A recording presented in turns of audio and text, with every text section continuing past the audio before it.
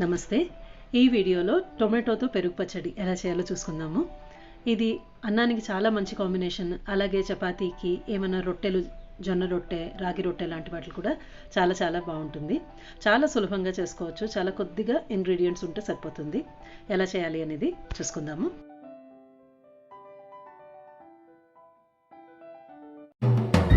ఓహోయ్ కుకింగ్కి స్వాగతం.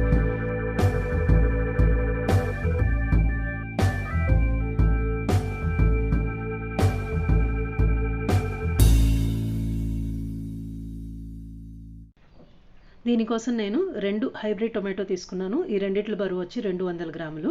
మీరు దేశవాళీ టొమాటోలు కానీ, చెర్రీ టొమాటో అలాగా మీకు ఏది అందుబాటులో ఉంటే అవి తీసుకోవచ్చు. వీటిని శుభ్రంగా కడుక్కొని ఇలాగా మరీ చిన్నగా కాకుండా, పెద్దగా కాకుండా మధ్యస్థంగా కట్ చేసి పెట్టుకున్నాను. 2 పచ్చిమిరపకాయలు కారానికి.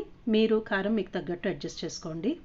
తర్వాత ఒక బాండ్లీ పెట్టుకొని 2 టేబుల్ స్పూన్ల నూనె వేసుకొని, 1/2 స్పూన్ ఆవాలు, సగం స్పూన్ మినప్పప్పు, 1/2 స్పూన్ జీలకర్ర, కొద్దిగా ఒక 1/8 స్పూన్ అంత పసుపు, ఒక చిటికెడు ఇంగువ వేసుకొని ఇవంతా చిట్పట్లాడిద్దాం. కాస్త ఎర్రగా వేగిన తర్వాత మనం కట్ చేసి పెట్టుకున్న పచ్చిమిరపకాయలు, ఒక 8 నుంచి 10 కరివేపాకు వేసుకుని కాస్త వేయించుకుందాం మొదట్లో వీటిని.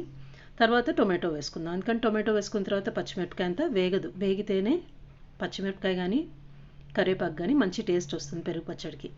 తర్వాత ఈ టొమాటో క్వాంటిటీకి మాత్రం సరిపడా ఉప్పు వేసుకొని మొత్తం ఒకసారి కలుపుకొని మూత పెట్టుకొని మీడియం ఫ్లేమ్లో పెట్టుకొని 2-3 నిమిషాలు మగ్గించుకుందాము. ఇవి హైబ్రిడ్ టొమాటో కాబట్టి కాస్త టైం తీసుకుంటుంది ఉడకడానికి. 2-3 నిమిషాల తర్వాత ఉడికిందో లేదో చూసుకుంటున్నాను. సగం ఉడికినాయి, ఇంకాస్త ఉడకాలి. అందుకని మళ్ళీ మూత పెట్టుకొని ఇంకొక 2 నిమిషాలు ఉడకపెట్టుకుంటాను. మూత తీసుకుని ఇంకొక 2 నిమిషాల తర్వాత చూస్తున్నాను. మెత్తగా అయినాయి, బాగా మగ్గినాయి. ఇంకా మూత పెట్టాల్సిన పని లేదు. కొద్దిగా ముక్కల్లాగా ఉన్నవి కాస్త మెదుపుకుంటున్నాను. ఇలాగా చేయటం వలన చక్కగా పెరుగులో కలిసి మొత్తం కలిసినట్టుగా వస్తుందన్నమాట. మనకి పెరుగు విడిగా, టొమాటోలు విడిగా లేకుండా బాగుంటుంది.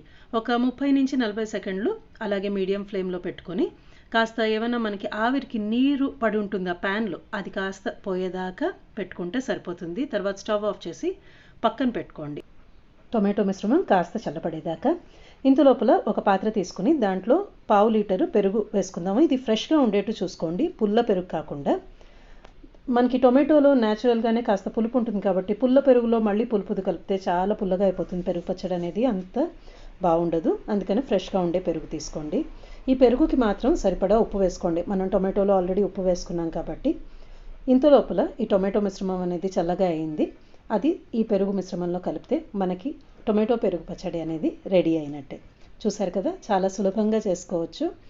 ఇది అన్నానికి, చపాతీకి, రొట్టెలకి ముందే చెప్పినట్టుగా చాలా బాగుంటుంది. ఒకసారి తప్పకుండా చేయాల్సిన రెసిపీ. చేసి చూసి మీ ఫీడ్బ్యాక్ ఏంటి అనేది చెప్పండి. మళ్ళీ ఇంకొక రెసిపీతో కలుస్తాను. ధన్యవాదాలు.